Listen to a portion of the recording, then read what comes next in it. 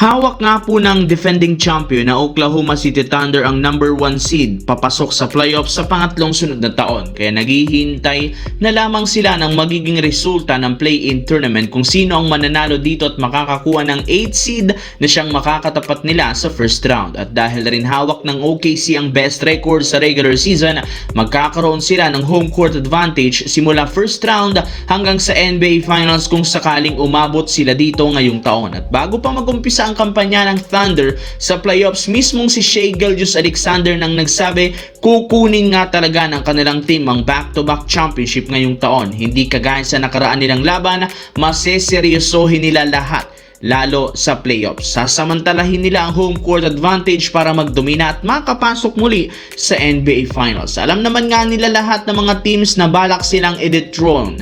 Kaya gagawa sila ngayon ng mga bagong game plan na makikita lamang nga daw ninyo ngayong NBA Playoffs.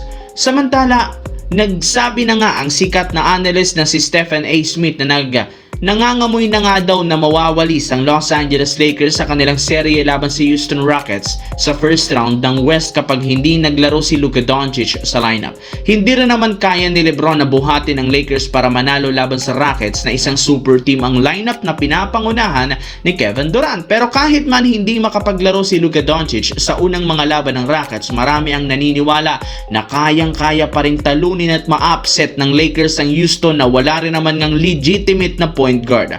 Maraming ang butas ang lineup ng Rockets na maaaring samantalahin ng Lakers habang hinihintay nila si Luka na posibleng mas maagang makabalik sa lineup. Ayon sa latest update ngayong araw, maaari nga pong maging ready sa paglalaro si Luka Doncic as soon as sa darating na Game 2 or Game 3 ng Houston Rockets na gaganapin rin naman sa susunod na linggo, which is good news nga para sa team. Dahil nga sa kusang pag-alis ni Coach Doc Rivers sa Milwaukee Bucks kasunod ng pagtatapos ng kanilang season, wala na nga silang head coach ngayon na makakatulong kay Giannis Antetokounmpo sa pagbuo ng bagong lineup sa darating na off-season. Kaya unti-unti na nga talagang nasisira ang team.